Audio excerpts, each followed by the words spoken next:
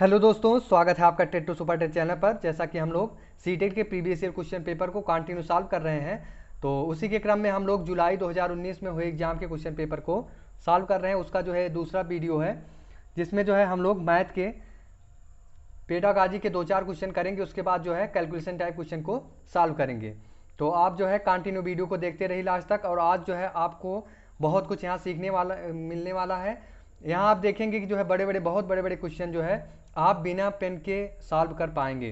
तो बस आपको जो है लास्ट तक वीडियो देखना है और जो है आपको सीखना है। तो ठीक है, स्टार्ट करते हैं। देखिए, इसमें पहला क्वेश्चन दिया गया है, राष्ट्रीय परिचर्या की रूपरेखा एनसीएफ 2005 के अनुशंसा के अनुसार प्राथमिक विद्यालय की गणित पाठ्यक्रम। 4 ऑप्शन दिया गया है। कार्य विधिक ज्ञान पर केंद्रित होना चाहिए, जो गणित का पाठ्यक्रम है वो कार्य विधिक ज्ञान पर केंद्रित होना चाहिए। दूसरा दिया गया है, गणित संकल्पनाओं में प्रयोग देने वाला होना चाहिए। तीसरा दिया गया है, छात्रों को प्रगामी गणित के लिए तैयार करने वाला होना चाहिए। और चौथा ऑप्शन दिया गया है, छात्रों के प्रतिदिन के अनुभवों से संबंधित होना चाहिए। तो देखिए, जो राष्ट्रीय परिचर्या 2000 एनसीएफ यानी एनसीएफ 2005 की बात इसमें कर रहे हैं, तो इसमें जो है जो चौथा ऑप्शन दिख रहा है आपको, देखिए, छात्रों के प्रतिदिन के अनुभव से संबंधित होना चाहिए। जो एनसीएफ है उसकी कुछ बातें मैं बताऊं कि इसमें जो है इसके कुछ सिद्धांत हैं। जैसे जो है ये जो है किसका सपोर्ट करता है, ज्ञान को। जो है ये कहता है कि जो है ज्ञान को स्कूल के बाहरी जीवन से जोड़ना चाहिए, ना कि किताबी जीवन से ही नहीं उन्हें अटैच करना चाहिए।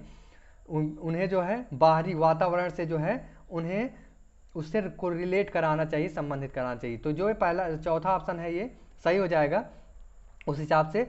और एनसीएफ 2005 कहता है कि पढ़ाई में रटन प्रणाली से जो है इसको क्या करना चाहिए, मुक्त करना चाहिए। रटने वाली प्रक्रिया इसमें नहीं होना चाहिए। और जो है इसमें जो है क्रिएटिविटी बच्चों के अंदर क्या होना चाहिए, गतिविधियों से इसको कक्षा में इनके जो है क्रियाकलापों को, इनके एक्टिवनेस के द्वारा जो भी क्वेश्चन सॉल्व कराना, कहीं न कहीं इन्हें एक्टिवनेस यानी जो है क्रियाकलापों से जो है इनको जो है क्वेश्चन सॉल्व करवाना चाहिए। तो इससे जो है बच्चे क्या करते हैं, बहुत ही आसानी से सीख सकते हैं। तो इसमें जो है ये चौथा ऑप्शन जो है सही हो जाएगा।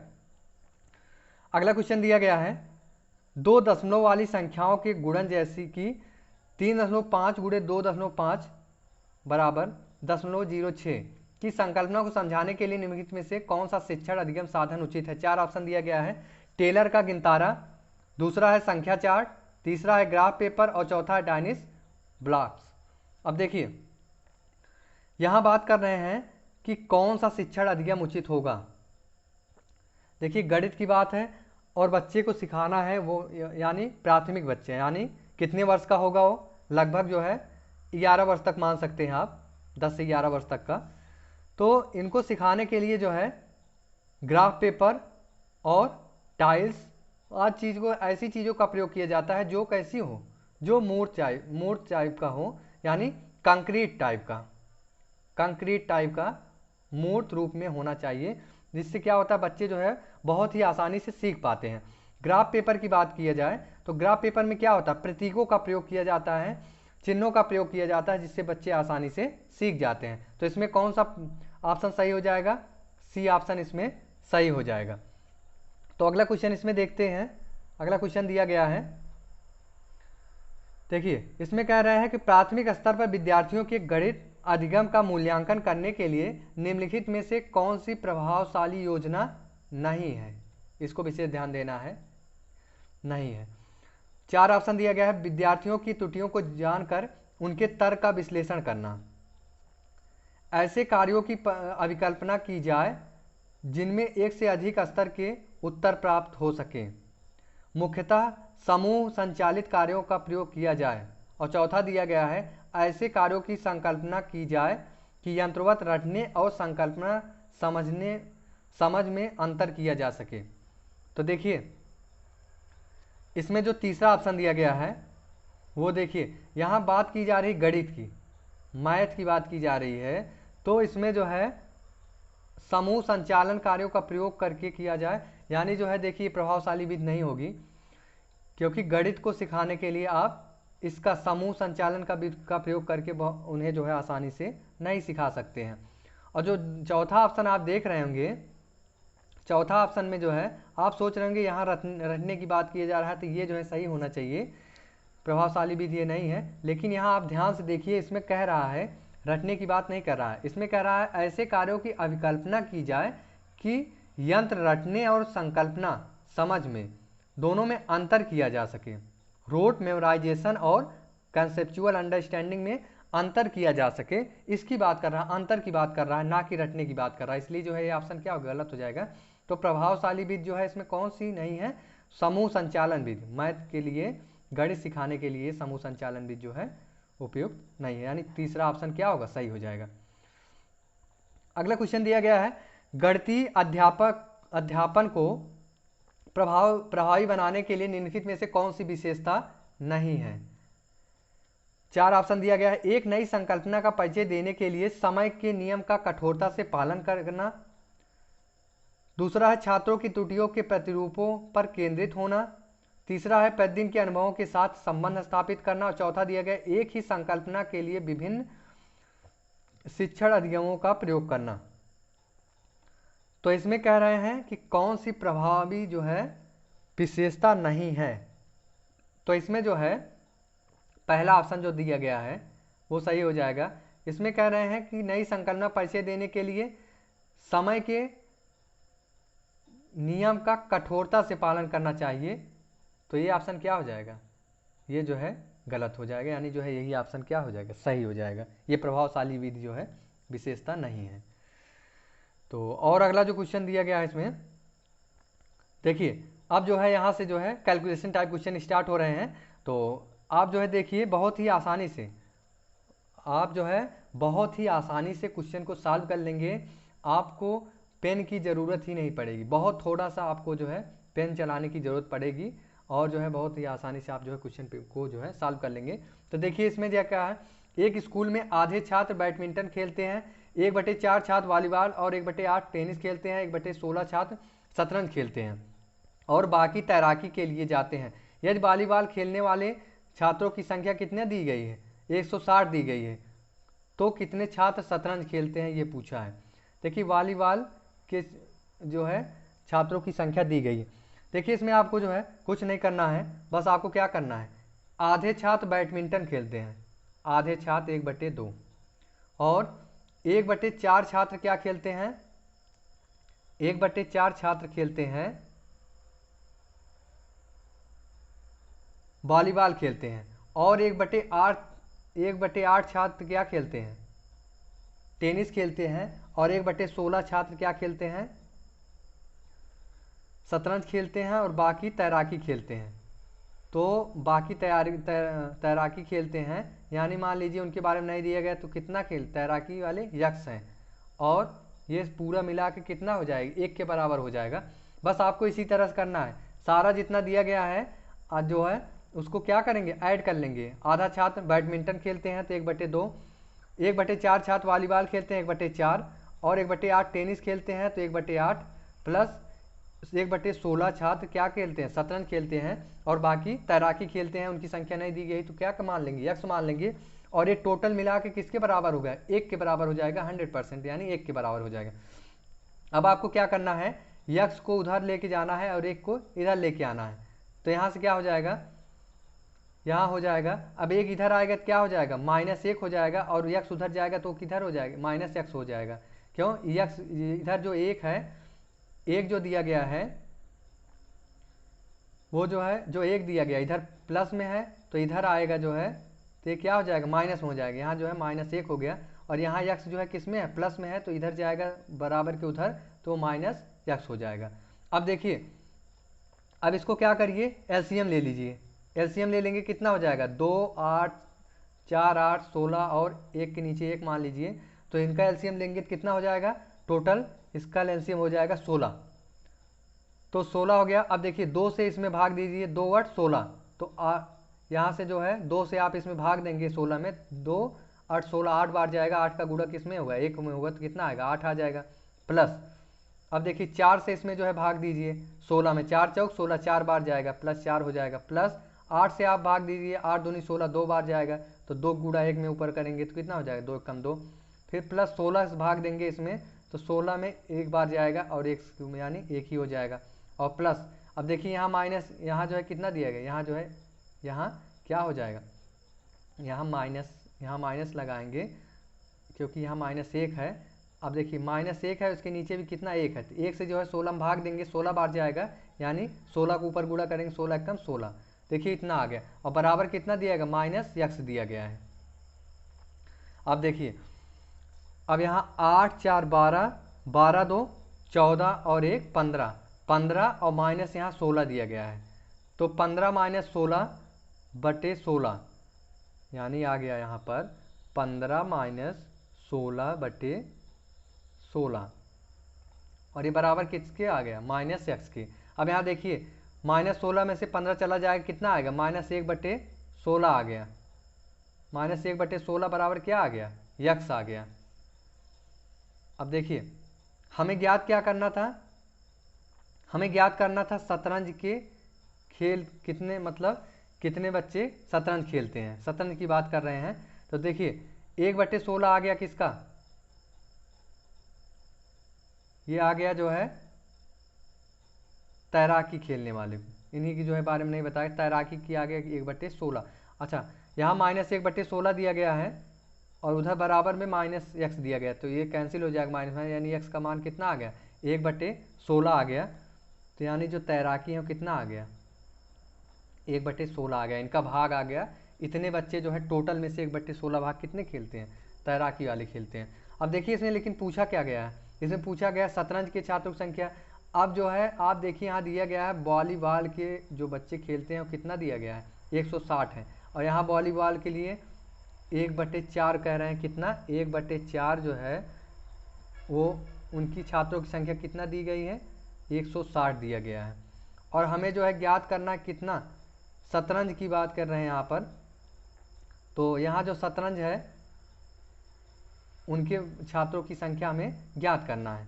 तो यहाँ हम क्या करेंगे, देखिए शतरंज जो है खेलने वाले बच्चों की संख्या कितना दिया गया है, 1 बटे 16 ज्ञात करना हमें। देखिए यहाँ 1 बटे 4 है, इसको आपको क्या बनाना, 16 बनाना है, दोनों तरफ क्या करेंगे, 1 बटे 4 से गुणा कर देंगे, तो इधर भी आपको 1 बटे 4 से गुणा करना पड़ेगा। तो यहाँ 4 चौक 16, यानी यहाँ 16 आ गया, यही हमें ज्ञात करना है। और यहाँ कितना हो जाए, 4 एकम 4, 4 चौक 16, यानी कितना आ गया, 40 आ गया।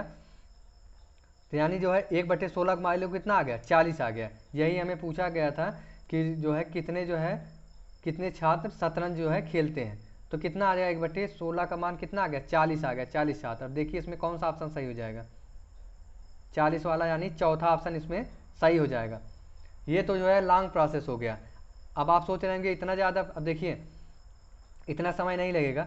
अब एक तरीका और मैं बता रहा हूँ जो शार्ट में है, सीधा सीधा आप देखिए, यहाँ वॉलीबॉल खेलने वाले छात्रों की संख्या कितना दिया गया है, 1 बटे 160 दिया गया है, और यही वॉलीबॉल जो है यहाँ कितने लोग खेलते हैं, 1 बटे 4 छात्र। तो यहाँ से आप डायरेक्ट देखिए करिए, 1 बटे 4 बराबर कितना हो जाएगा, 160। और आपको डायरेक्ट जो है क्या करना है, 1 बटे 16 का मान ज्ञात करना है, बस आप 1 बटे 4 का दोनों तरफ गुणा कर दीजिए, तो कितना आ जाएगा, 4 चौक 16, 40 आ गया कि नहीं आ गया। आपको वो प्रोसेस करने की ज़रूरत नहीं है, आपको जो है सीधा सीधा यहीं जो है आ जाएगा। यहाँ जो है वॉलीबॉल की जो है संख्या दिया गया है, तो आप जो है 1 बटे 4 बराबर 160 कर देंगे।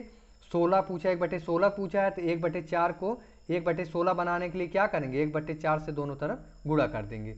तो बस आप जो है 1 बटे यही करके 1 बटे 4 दोनों तरफ गुणा करके कैलकुलेशन कर देंगे, तो आराम से जो है आ जाएगा। तो इस तरह से आपको करना है, वो जो है लॉन्ग प्रोसेस हो गया, यानी चौथा ऑप्शन इसमें सही हो जाएगा। ठीक है, अगला क्वेश्चन इसमें देखते हैं कि कह रहा है 18 सही 3 बटे 4 में कितने चतुर्थांश हैं। तो देखिए चतुर्थांश मतलब होता है यानी 1 का चौथाई कितना होगा। तो देखिए इसमें क्या करते हैं, इसको पहले जो है इसको सॉल्व कर लेते हैं, इसको जो भिन्न में इसको बना लेते हैं, जो ये पूर्णांक में दिया गया है। तो 18 चौक 72 3 75 बटे कितना हो जाएगा, 4 हो जाएगा। इसको जब तोड़ेंगे 18 सही 3 बटे 4 को, तो क्या हो जाएगा, 75 सही 75 बटे 4 हो गया। अब देखिए कह रहे हैं कि इनमें कितने चतुर्थांश होंगे। अब बताइए मुझे, जैसे 10 रुपये हैं, 10 रुपये है, अब इसमें तो पूछा जाए कि कितने जो है 50 पैसे होंगे, यानी जो है कितने जो है 50 पैसे सिक्के होंगे। तो इसमें आप क्या करेंगे, 10 रुपये में आप 50 पैसे यानी एक रुपये का कितना आधे की बात कर रहे हैं। 50 पैसे क्या होता है, एक का आधा यानी 1/2। तो कितने 10 रुपये में कितने 1/2 होंगे, यानी 50 पैसे होंगे। तो आप जो है 1/2 से इसमें डिवाइड कर देंगे। तो ये क्या होगा 10, फिर ये 2 जो है ऊपर चला जाएगा, 10 गुणे 2 यानी कितना 20 सिक्के। यानी 10 रुपये का अगर आपके पास सिक्का है तो आप उसे 50 पैसे यानी 1/2 यानी आधा रुपये बनाने के लिए आपको जो है कितने जो है सिक्के मिलेंगे, आधा मतलब आधा रुपये बनाने के लिए। तो 1/2 से भाग देंगे कितने 20 सिक्के, यानी 20 आपके पास सिक्के 50 पैसे के हैं तो वो 10 रुपये के बराबर हो जाएगा कि नहीं। तो वही बात यहाँ कह रहे हैं। तो यहाँ क्या हो गया 75/4 दिया गया है, इसको आपको क्या करना, चतुर्थांश की बात करें कितने चतुर्थांश होंगे। चतुर्थांश मतलब होता है 1/4, बस आप 1/4 से इसमें भाग दे दीजिए। अब देखिए क्या हो जाएगा 75/4 और ये 4 जो है कहाँ चला जाएगा, ऊपर चला जाएगा, 4/1 हो जाएगा। यानी 4 4 कैंसिल कितना आ जाएगा 75 आ जाएगा। तो कौन सा ऑप्शन इसमें सही हो जाएगा, बी वाला इसमें ऑप्शन सही हो जाएगा। यानी बस इसमें क्या करेंगे 1/4 से बस भाग दे देंगे, चतुर्थांश पूछा है तो 1/4 से भाग दे देंगे तो कितना आ जाएगा, इसमें 75 आ जाएगा। यानी जो इसमें पहला ऑप्शन दिया गया है वो सही हो जाएगा, इसमें दूसरा नहीं, इसमें कौन सा पहला ऑप्शन सही हो जाएगा 75। ठीक है, अगला क्वेश्चन देखिए, इसमें दिया गया है 2 3 4 6 7 और 8 को निम्नलिखित रिक्त स्थानों में व्यवस्थित किया गया है। अब देखिए इसमें जो है क्या दिया गया है, 6 जो है जगह दिया गया है, 6 अंक ऊपर दिए गए हैं। इनको कह रहे हैं सेट करिए जिससे योग करने पर अधिकतम संभव संख्या प्राप्त हो, अधिकतम संभव संख्या प्राप्त हो, इसकी बात इसमें कर रहे हैं। तो देखिए अधिकतम अंक प्राप्त करने के लिए आपको क्या करेंगे, आप यहाँ जो है इकाई दहाई सैकड़ा यानी जो सैकड़े के स्थान पर है उसको ज़्यादा से ज़्यादा यानी बड़ी से बड़ी संख्या सैकड़ा के स्थान पर रखना है। फिर उसके बाद दहाई के स्थान पर उससे छोटी संख्या रखना है। फिर सबसे छोटी संख्या कहाँ रखना है, इकाई के स्थान पर रखना है। देखिए कैसे, यहाँ सबसे बड़ी संख्या क्या है 8 है, तो उसको पहले आप इकाई के स्थान पर रखिए। फिर उसके बाद इकाई के स्थान पर उससे छोटी संख्या 7, तो आप यहाँ इसको 7 रखिए। और उसके बाद जो है दूसरा, अब दहाई की बात हो रही है, 7 से छोटा कौन सा है 6 है, तो आप यहाँ रखिए 6। और उसके बाद दहाई स्थान पर उससे ही छोटा क्या है 6 के बाद 4 है, तो आप 4 यहाँ रख दिए।